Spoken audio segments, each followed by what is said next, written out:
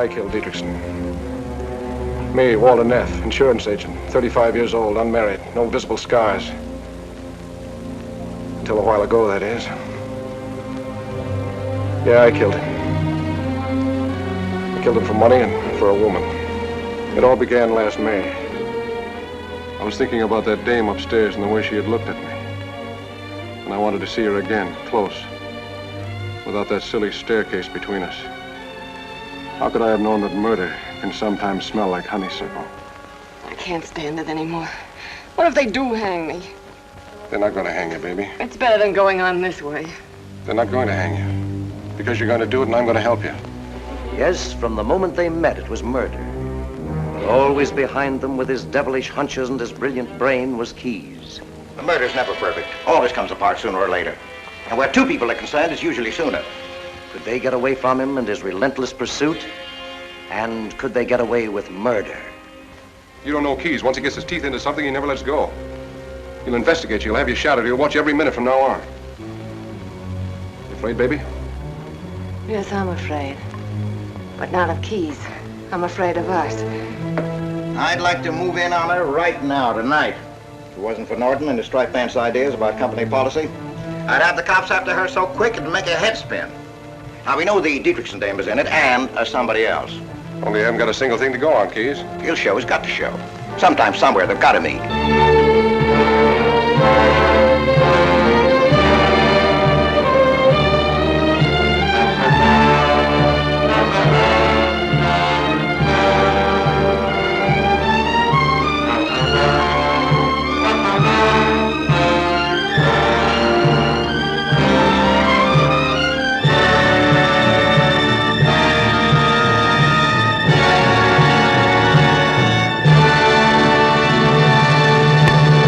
Hello, welcome to Movie Umpers. My name is Bob Sham. I'm Angela. The sounds you hear may be dogs, and it is time for a whole new theme. That's right. Here on this Friday, on the 1st of March, I believe that's how it works out, we are starting a new theme. We leave behind the women in crisis. I'm glad. I caught enough women losing their fucking minds. We watched some good movies, but I'm glad to move on. I'm glad also, but I really have enjoyed this month a lot. You mean last month? Now it's a new month. Well, it's this March. past month. This month is celebratory because not only are we watching some of the best movies ever made. It's a heavy hitters month, no doubt. But it's also my birthday month. It is your birthday month. And we are talking about one of our favorite things is classic film noir. Yes. The old back in the days, under the shadow of the Hays Code. And we'll talk more about that. Hays Code is always looming over these movies. But we're talking today about a one that is a classic that kind of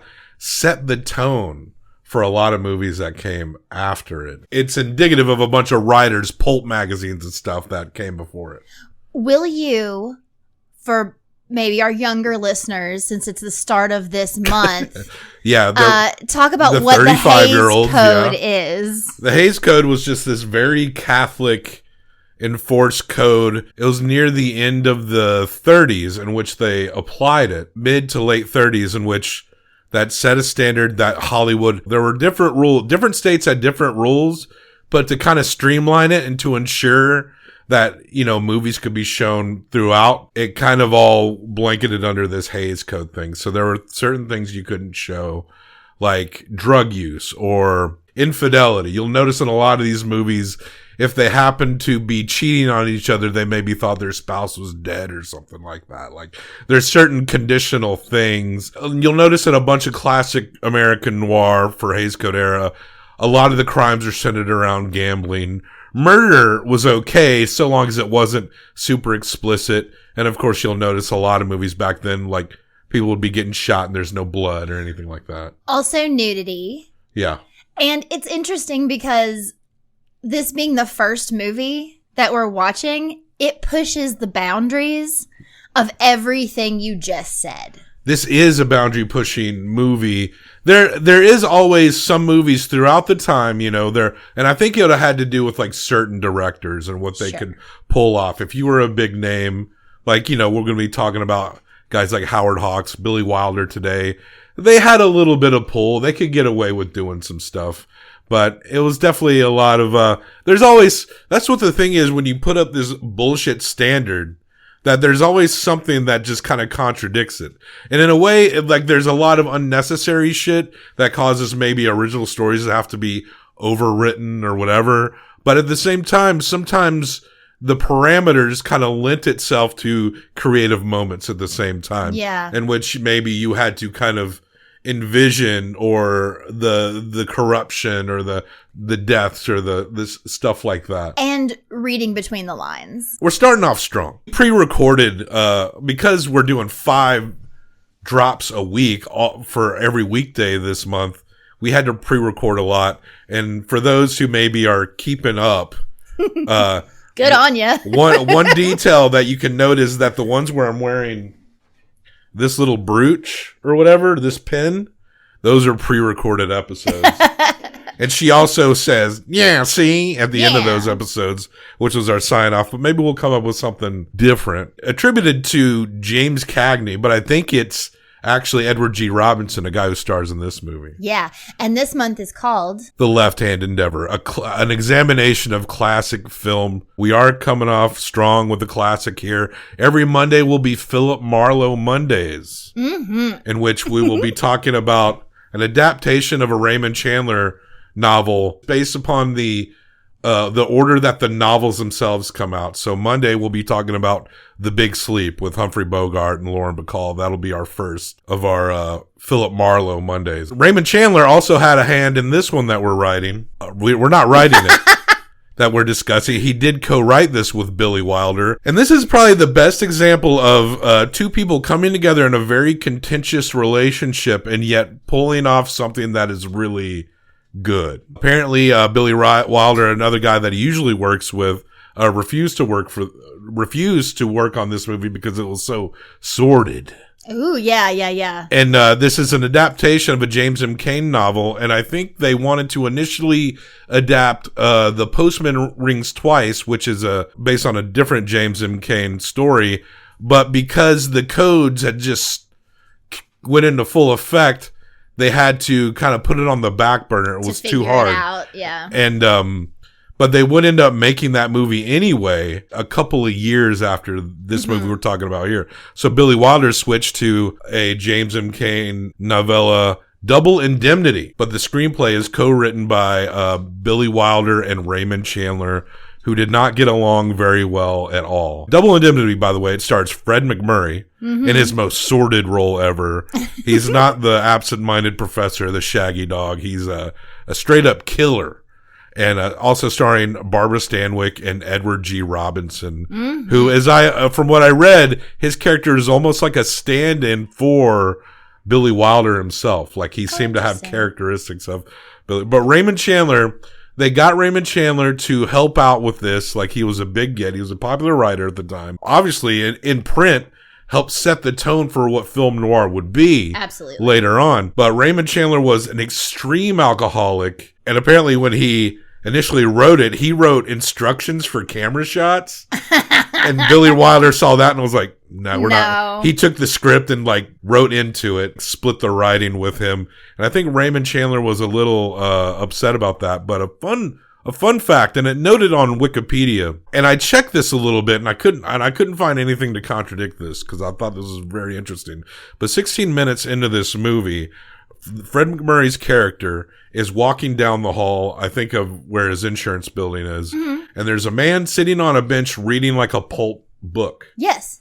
That man is Raymond Chandler, and you see him only for like a few seconds, if that. Yeah. And what's so interesting about this, and I actually watched like a Raymond Chandler documentary and hoping that I could back this up, because surely a documentary would show footage of Raymond Chandler. As far as we can find, as far as we know, that's the only film footage of Raymond Chandler. That's crazy. That brief second where he's reading on a bench outside the offices in Double Indemnity.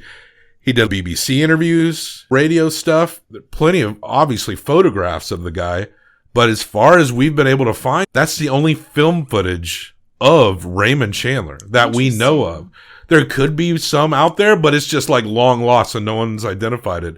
And the fact that Raymond Chandler does appear in this movie for like a few seconds wasn't even spoken of for decades. It wasn't even until like around the 2000s where people made note like, hey, that's Raymond Chandler. Yeah. And I think it also is, you know, the way we absorbed movies going into the 80s, you know, it was becoming more accessible to be able to bring movies home with VHS and then DVD later. Watch them over and over again. Yes. Because back then, that's a big thing. You went to the theater. And a lot of and one of the great things about those time when you don't have like, other than TV, like direct home media to play movies whenever you want, then theaters would kind of show a lot of movies over and over and over and over. Absolutely.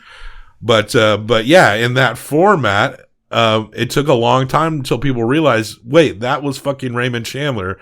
And how come we don't have any other film footage of Raymond Chandler? It sort of lends itself to the idea that maybe he wanted to do sort of an Alfred Hitchcock thing where he appears for a second in his movies, but it only happened this one time. Yeah. It's hard to say what he wanted. I think maybe it was more Billy's idea. Just the fact that this man does not appear on a film footage that anyone can find kind of lends itself. Like, he didn't give that many interviews. He has like a BBC series of interviews. Interesting. But it wasn't like he popped into radio stations. I mean, there's photos of him, right? Of course, yeah. But he just wasn't a guy that strived to like be in front of the cameras. So I'm sure it was Billy Wilder's idea to be like, hey, maybe he caught him on a good day this day, because he was extreme alcoholic and he complained a lot, and he would complain about his lack of control. But it was like, he was just extremely stubborn because he didn't know the balance between what he had to do and the balance of what he has to provide for this setting. This, like the idea that he's telling you how to use the camera. Exactly. Because he's a novelist. He creates the entire world. He pictures what it looks like every second. He's describing to you what you should be imagining. And so in writing the movie, he took it that step further. It's more like you would do in a play, maybe. And imagine you're being like Ray.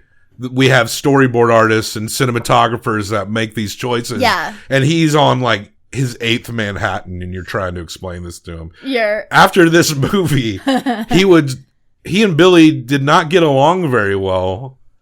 And so he would kind of complain about how, he didn't go to this awards after party or whatever.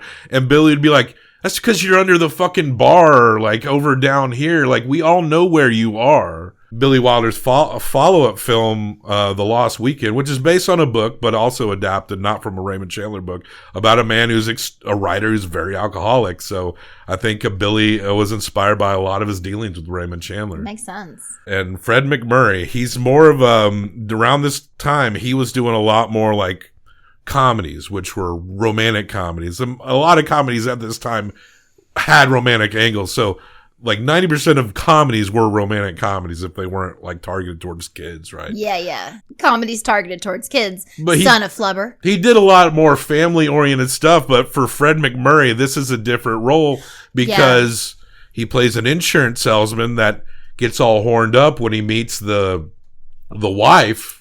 Yes. As played by Barbara Stanwyck. And this is the classic film noir feel where at the beginning, the narration, it's the end. Yeah. And then they go, now I'm going to tell you how I did this or how I got here, what happened.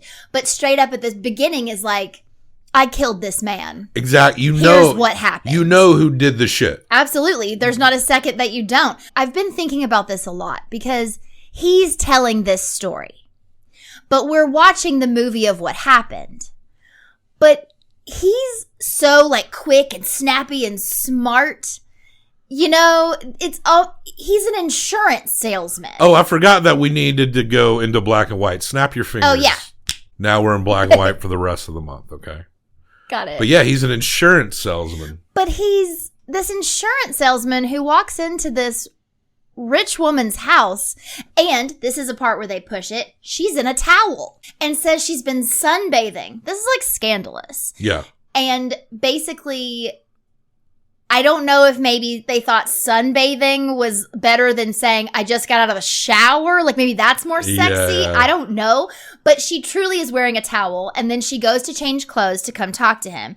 And she is flirty, but he's listen, nothing against insurance salesmen, but he's just like a dude. Yeah. That just came in off the street and is trying to sell you something and immediately is like, and I'm going to get this girl. Like, he has so much. But he talks like fucking Philip Marlowe. He does. If He has, Philip like, all this Marlowe had, swag. like, no honor. But to tell you the truth, Keys, I wasn't a whole lot interested in goldfish right then. Or in auto renewals or on Mr. Dietrichson and his daughter, Lola. I was thinking about that dame upstairs and the way she had looked at me. And I wanted to see her again, close. Without that silly staircase between us.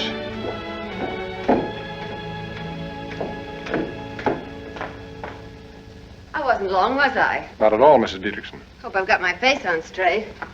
Perfect for my money. So he makes this connection with this woman, Phyllis Dietrichson, is played by Barbara Stanwyck in a wig. Yeah, he shows up to renew their car insurance. But while they're talking, she says, Accident insurance? Accident insurance? Sure, Mrs. Dietrichson. and he immediately calls her out and says, listen, I'm not down to fuck with you like this. Like, right. I'm not gonna But they're also sell just you insurance so you can go kill your husband. But he's also just blatantly flirting, like, oh, he wants her back. yeah, like he's so fucking thirsty. There's a speed limit in this state, Mr. Neff. 45 miles an hour. How fast was I going, officer? I'd say around 90. Suppose you get down off your motorcycle and give me a ticket. Suppose I let you off with a warning this time. Suppose it doesn't take. Suppose I have to whack you over the knuckles. Suppose I bust out crying and put my head on your shoulder. Suppose you try putting it on my husband's shoulder. But he's saying it in the most smoothest 1940 pulp novel way. And then it's this like cool guy of like, well, then I left her and then I went and got some food and then I went bowling. Got to shoot some lines to try to get my mind off the dame. Like, it's all so... So how do they come back together to make this plot? They do really like each other. He goes back home and she shows up at his apartment. That's right. And this is the other part where they really, really push it and you have to read between the lines, or another part. So she comes over and she basically says, don't want to kill him, but it'd be great if he was dead. And he's like, I'm going to do it with you because you have to do it right. Yeah, he's like in lust or in love. I mean, you think he was in love? Or No. He was just like straight up Lust. baby batter backed up in his brain. Babe. Oh, yes. Come. It took me a second to baby batter backed up in his brain. That's like a let's get ready for the show. Baby batter backed up in his brain. Baby batter backed up in his brain. So they decide we're going to do this together. They get smoochy. Well, they get smoochy, but then it cuts to this scene where They're lounging. This is what I think is so interesting about it. He's lounging. And I did. He's laying back on the couch smoking a cigarette. She's sitting on the other end of the couch, but she's like doing one of these. Oh, she's putting lipstick on. She's refreshing her lipstick. And then she stands up. They're both fully clothed, but the way that he's laying and the way she's doing her lipstick, I turned to you and I was like, did they just fuck?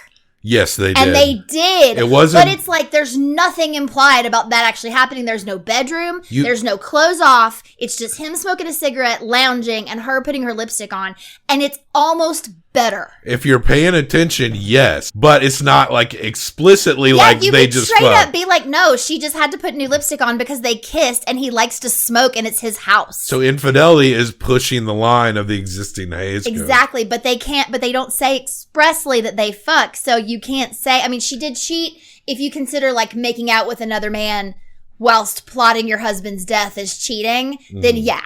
But that seems to be the line in these movies as we've watched so many of them. Kissing is okay, but don't take any of your clothes off. Now, there is a protagonist in this movie, but he's like third build. But he is the Edward G. Robinson. He's Edward G. Robinson as Barton Keyes. He runs the insurance agency, and he's fucking fantastic. Edward, so good. He's the veteran actor here, right? And this guy played gangsters and shit. He's the see guy, and you can tell by his tone of voice. Yeah. We got him confused. We get it confused with James Cagney, who will show up at the end of the month. But yeah, he played a lot of mobsters. He played the heavy villain in many movies in the 30s and early 40s leading up to this point. But he actually is like a very sharp, very, he's like a detective in and of his own right. He figures out everything so well, but he doesn't want to think his buddy, who they genuinely say, I think it's Fred McMurray, genuinely tells him, like, I love you. Like, he tells him he loves him. You're so darn conscientious, you're driving yourself crazy. You wouldn't even say today's Tuesday unless you looked at the calendar. Then you check to see if it was this year's or last year's calendar. Then you'd find out who printed the calendar and find out if their calendar checked with the World Almanac's calendar. Now, that's enough from you, Walter. Now, get out of here before I throw my desk at you. I love you, too. Twice. Like, they have a bond. Lends it to the tragedy. Yeah, I can't remember what his name is in this, but he's Fred McMurray's boss. Barton Keyes. Barton. So, Mr. Keyes. Or just Keyes. Keyes. Yeah, that's right. He calls him Keyes all the time. So, yeah, Keyes, it's the kind of relationship where Keyes will just show up at his house because he wants to talk to him about something, or will just walk into his office. But Keyes is his boss, and he, like you said, he is a detective because he's the guy who, when they get an insurance claim, like a big one, like a death, that he looks at it and says, is this legit? Because at this time, and maybe, I mean, throughout history, right? But there's rules in place now to where if I took out an insurance claim on you, like even then you needed to sign it yourself. Time but if would have to pass. Yes, there would have to be like, I think it's a full year before if anything were to happen to you, then I could get money. But it would still depend on what happened to you. Like there are still like suicide clauses, things like that. So that the money doesn't get paid out unless it's like a true accidental death or murder. So, murder from another person, not like if I murdered you. But then, at this time, you could sign the paper, die, and then get the money, the next week. There's no time frame. It raises suspicion, of course, but like if everything is pulled off exactly right, then accidents do happen. Absolutely, but in this case, they decide we're going to do this together, and he starts hatching this plan because he's often thought, which makes sense, how would I do this? He has to be the guy with the plan. He's the insurance guy. But he gets fucking greedy. And that's where the double indemnity comes in. And I have to admit to you that I didn't know what that was. No. And so this movie starts and he explains it to her that, the insurance policy is going to pay out $50,000. So we're going to kill your husband. But we have to kill your husband on a train. Yeah. And the reason being is that... Listen, baby. There's a clause in every accident policy, a little thing called double indemnity. The insurance companies put in as sort of a come-up for the customers. That means they pay double on certain accidents. The kind that almost never happen. Like, for instance, if a guy is killed on the train, they pay $100,000 instead of $50,000. I see. We're hitting it for the limit, baby. That's why it's got to be the train. It'll be the train, Walter, just the way you want it. Straight down the line. For some reason, if you die on a train, you get $100,000. Of course, they need the guy's signature to set up. So they kind of do this cool thing where he goes over to the house and he meets the husband, and they also meet the daughter, Lola Dietrichson, played by Jean Heather. And interesting little thing here, I think by 1960, Jean Heather's career was cut short because she was in a bad accident that lacerated her face. Oh, no. And I don't know how badly scarred she got. I didn't see any like post-accident pictures or anything, but she was not in movies anymore after that. The one who played the young daughter, and she's, much to her parents' chagrin, her stepmother and father's chagrin, he's running around with this kid named Nino Zachetti, who's like this little Italian boy. But he's like a cunt. Like, he's a total asshole. Nina's an asshole, but so is her dad. Well, most everyone in this movie is, except for Keyes. That's true. But even Keyes, he works for an insurance company. He's like the best guy, is the guy that runs an insurance company. Well, the guy that runs it, the worst of all. Because even when Keyes is like, it's an accident, let's pay the woman the money, the other guy still says no, but. So he gets him to sign the papers, but it's kind of clever how the scene plays out, because you see that he's going to kind of look at he's going to flip up the page because what they really want him to sign is covered under another, and he's like lining up the signatures like how you do. And when he goes to try to like look at the paper, I forget what he says, like he pays him some kind of compliment or something like that, or says something that distracts him from like doing what he was going to do, which was review his own paperwork, which is what you should do. But he manages to distract them. Like he's a real fast talking grifter type. And he and the wife are playing He's a off each other salesman. very well. Phyllis and he are like, and the man signs, and so they start. He thinks he's signing for the car insurance, Right, but it's for this double indemnity life insurance. And in case you're wondering, the technical way they get around this is he does write the check for the life insurance because it's in his name and he signed for it.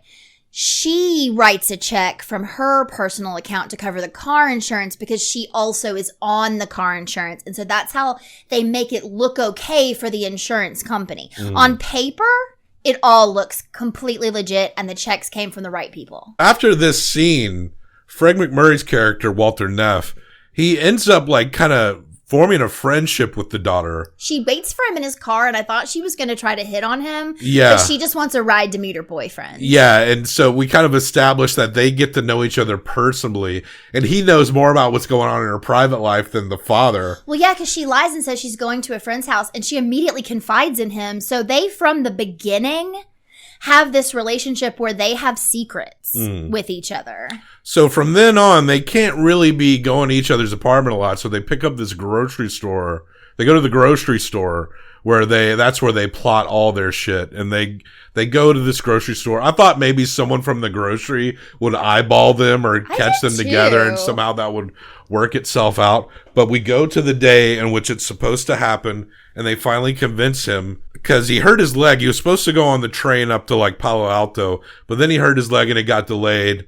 And then so after a while, they're like, okay, he's ready to go to Palo Alto, but he's on crutches. Yeah. So Fred McMurray, Walter Neff, hides in the car while Phyllis Dietrichson is driving. They're going to the train station, and that's when they park, and then they don't show it. It's Hays Code, but it's like right on Phyllis's face. What are you doing that for? What are you honking the horn for?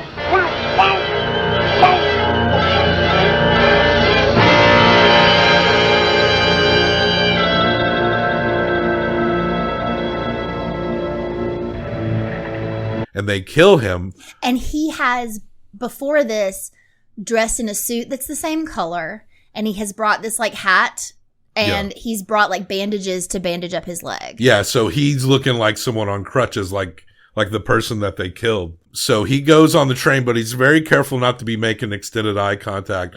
So the idea is that he gets on the end of the train and like making it appear like there's somebody that went to the end of the train that fell off, but there's a guy sitting there. And he does it very cleverly also because this is a place where he knows the train's not going to be going super fast. He's told her where to go. And he doesn't actually ask the guy to get his cigars. He's kind of freaking out a little bit because he's like, I got to get rid of this guy. And he's like, oh, I left my cigars. And the man's like, oh, I'll go get them for you, friend. You got a busted leg or whatever, you know? And so he makes the guy think it's his idea. So it's even like a little more vague. This Walter Neff, he's a canny dude, like a Raymond Chandler protagonist, but he's a bad guy. He jumps off the train, doesn't hurt himself at all. She flashes her lights. They go and pull the dead man's body out, put it on the train tracks, lay the crutches next to him, and then they go get in the car, and the car won't start. Oh, that suspense was there. It was so tense. You know what I thought was going to happen? Because this is the first time we've seen this movie. Yeah. Very well regarded movie, but this is the first time we saw it. I thought she was setting him up since it was such his plot. Oh, I thought and that him the whole doing time. that. Like, this is when it's all going to fall apart, and she's going to blame him for. She's going to be like, he killed my husband, and she's going to get that fucking money. Something happened. I knew already. But she really does like him, right? Yeah. Sort of. Not till the end, but we'll get there. But something happened when she was starting the car when they were leaving the house that made me think, it was like the way it turned over where I was like, something's going to happen with this car. Yeah. You know, like I knew that the car was not going to start and I don't know why, but I do think maybe she had trouble starting it when she was leaving the house or something. But yeah, they finally start it. They leave. Well, he reaches over and then and it pulls over. It's Which is also why because I was like, don't fucking flood it. Like, was she trying to flood the car? It's a great bit of distracting tension there. Well, and in retrospect, once you know how things end up, Yeah. Maybe she was trying to pull something, but... So after this, the stuff has to process and go through, and we get a lot of scenes at the company. And they're like, we can't see each other for a good long time. Yeah. So at first they're vetting this, and it's a strange case. And Keys, of course, is like, well, the guy who runs the joint is like, it's got to be suicide, but it doesn't add up. But also, if they say it's suicide, they also don't have to pay her. So he's not thinking that anyone killed him or that it's malicious, but he thinks that he jumped off the train. So they think it's pretty cut and dry as they set it up to be, but Keys can't stop thinking about it. He's like, why would someone sign up for this kind of insurance on a bum leg, but they don't file their bum leg for the accident insurance that they signed up for? That's the whole key. And then why would they and then die by falling off a slow moving train? And and he literally explains exactly what happened. He's figured it out so specifically and he's dead on the money when he's talking about the execution. But so of course he suspects her and one other person. But that if you're dealing with he's ignoring some aspect of common sense because of his love for his friend. Because how else would you set this up when you're talking about why doesn't he do this when he has this insurance? Mm-hmm. Like, who else could be in on that? Who else but someone else who knows and understands the insurance industry and how it works? The other thing that he does on the night where they commit the murder that is so clever is he very specifically makes moves so that people see him in particular places. He makes certain phone calls. And then even as he's leaving his house, and this is something you could never do now, he opens his telephone up and puts like a little piece of paper on top of the ringer on the phone so that if that paper falls off, he'll know someone called him, because this is a little too early to have like a giant thing recording you don't have recorders. Like you don't have like a voicemail, As the methodology is so meticulous that you almost interpret this movie as a how to do this kind of thing at this time. That's how he 100. He also, during this time at post death, while they're looking into all of it, he becomes friends with Lola even more. She comes to him because she has this memory and she feels like she's losing her mind, but she feels like she needs to tell him that when her mother died, so we find out that her mother passed away like 6 years ago. She was a teenager, and Phyllis was her mother's nurse. And it was just the three women in like a beach house on a vacation. And her mother was a very sick woman, right? Why she needed a nurse. And she goes in, she hears like something and goes in to check on her mom in the middle of the night and sees her mom like shivering in the middle of the bed with all the windows open. And her mother had pneumonia. And her mother got pneumonia and her mother passed away. But in that moment, Phyllis showed up in the doorway and had this look on her face that scared Lola to death. Basically, it was like, this was not an accident. So Walter is basically placating this daughter so that she doesn't talk a lot about this stuff. He's trying to be an emotional buffer for her, so she's not like, wait a minute, and going to like explain all this to. Right. And the thing that's kind of the key that makes Lola really think that Phyllis did this is that 2 days before her father dies, she sees Lola trying on a black hat with a veil in the mirror to see what she'll look like. And when they made eye contact, she made that same terrifying face. Like, I don't give a shit about you. Phyllis is a little careless, for sure. She really is. Walter comes to find out that Phyllis and Lola's boyfriend, Nino Zachetti, have been hanging out like multiple nights. And he finds out because Keys has been tracking what's going on, and Keys is the one that informs, and Keys thinks that like, oh, it's obviously Nino Zachetti that was the other person that was in on this. He knows she had a guy help her, and he knows it was a younger man. But there's also this, like, Nino, it implies that Nino and Phyllis are fucking here. Yeah, it does. And that's then what he thinks. He thinks they're fucking. So he packs up a gun and goes to see her. And she's sitting in the dark, and we see her pull out a gun and stick it under the cushions. The seat, yeah. And he goes over, and he basically confronts her the whole thing. You know, you never cared about me. You were just trying to set me up. You know, this was just to do it. She does pull the gun on him at a point, but she explains to him that she's been trying to set up Nino or something. She's been fucking with him. Like it was somehow she's trying to turn him on Lola. I don't know why. That part didn't actually make sense. It seemed like they could have had Nino actually take the fall here. Totally. But there was this moment where he ends up shooting her. Well, she shoots him. He's by a window, and she calls him in the shoulder. And he turns around and he takes a shot right here. But then he shoots her. And right before that is when he's like, you never cared about me. And she says, you know, I didn't. Until a minute ago, when I couldn't fire that second shot. I never thought that could happen to me. Sorry, baby, I'm not buying. I'm not asking you to buy. Just hold me close.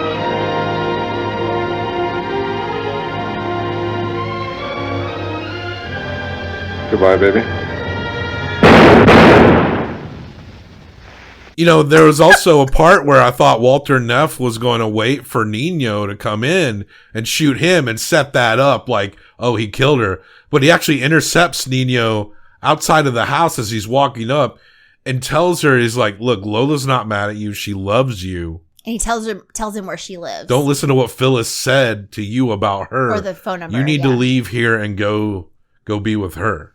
So he kind of has these regrets, but that's when he's got the bullet hole in him, and that's when he makes his way to the insurance office in the wee hours of the morning and tells the whole story that he's been telling throughout the whole movie in the dictaphone.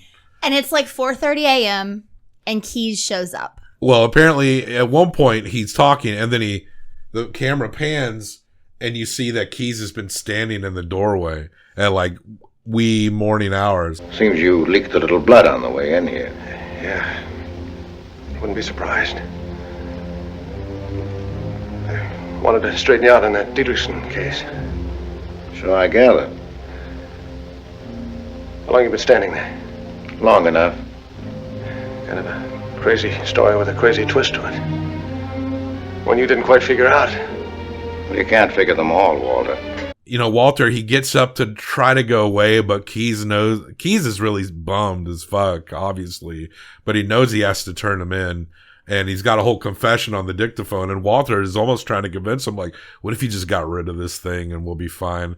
And he starts to walk. He says he's going to Mexico. And Keyes is like, you're not even going to make it to the elevator. And sure enough, Walter collapses as he's walking down the building halls. And this is where we get the second I love you. You know why you couldn't figure this one, Keyes? I'll tell you. Because the guy you were looking for was too close. Right across the desk from you. Closer than that, Walter. I love you, too.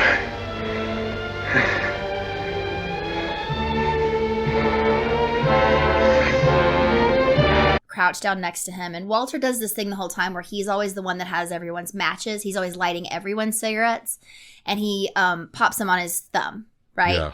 And in this case, he pulls out this cigarette, and it's like bent and bloody cigarette because it's been in his like coat pocket. Yeah. And Keyes actually lights his cigarette, and Neff says to him, "I love you too." Yeah. And I don't know if it exactly happens in that order, but it's so sweet. Also, when Walter's first talking, he's kind of got like a little hole. It's tiny. And then as it goes back to him, like, continuing the narration, it's bloodier and bloodier. Like, it's not over the top, but it's more blood than you usually see in a lot of these Hays Code era movies. Absolutely. Usually you don't see blood at all. Yeah. This shouldn't be a wound you die from. And that was one of the most sordid movies under the Hays Code era, and the movie that helped define the tone for a lot of movies that came after it. Double Indemnity by Billy Wilder from 1944. This is one of those movies that's almost, and it's going to be no different here, like universally acclaimed by those who see it. And, but if you're not a big classic film noir person, you might be pleasantly surprised at this movie. It's highly recommended. This might be the kind of movie. This is also one of those movies that's like, if you wanted to get someone into classic film noir, this is one of the movies you could, I would say more so than the one we're going to be talking about this Monday, because that one's like very stylish but convoluted as shit. But this one, the story is just told very well with great detail, with actors, especially Fred McMurray, playing a role not like he would ever play again for the rest of his career. We're going to talk about a lot of movies this month. I actually think if someone had never watched any of this and they wanted to get into it, I'd probably recommend The Killing. The Killing's a great heist. It's more of a heist, but if you like it, then I could see, you know. And then after you watch like 5 of these, be like, okay, now watch Kiss Me Deadly. Yeah, you gotta watch a bunch Now you gotta first. watch that. In a Lonely Place. There's some real good movies coming, you guys. Oh, good. Some great shit. But so that's Double Indemnity. 1 through 5 each, best out of 10. It's a 5 for me. I actually love this movie. And it's as good as they've always said it was. 4.25. All right. 4.25. Wow. Well, it's still a S tier. Yeah, I didn't love it as much as you. I recognize how good it is, but there was something about him that I didn't buy. You didn't like the way he said baby? Oh, God, I hated the way he said baby. So check the screen out here on the S tiers. Thanks to me, it's an S tier movie. It would have been an easy A+ at the very least. But Billy Wilder's Double Indemnity. This is the second Billy Wilder movie to hit the S tier list. The first being Sunset Boulevard. But I don't think he's the first one to hit the S tier twice. I believe that is Paul Thomas Anderson was the first one with Phantom Thread and There Will Be Blood. Yep. Check the links in the show notes for other places to find us. I've been playing on Twitch at wee hours in the morning, if you're into that sort of thing. Fallout New Vegas, which it's a post-apocalyptic dystopian game, but it has classic noir influences as well. Those two things go surprisingly well together. We've seen it a ton of times through the years. Those are the Fallout games, essentially. Yeah. But yeah, so, you know, if you happen to catch me on there and you want to chat me up, I'm just kind of getting started with it, but you can find me there. But like, subscribe, comments, corrections. What's your favorite Billy Wilder movie? I would imagine this one would be up there, right? Sunset Boulevard. Sunset Boulevard is great. Okay, so that's all. Supposing we end this show. Supposing we do.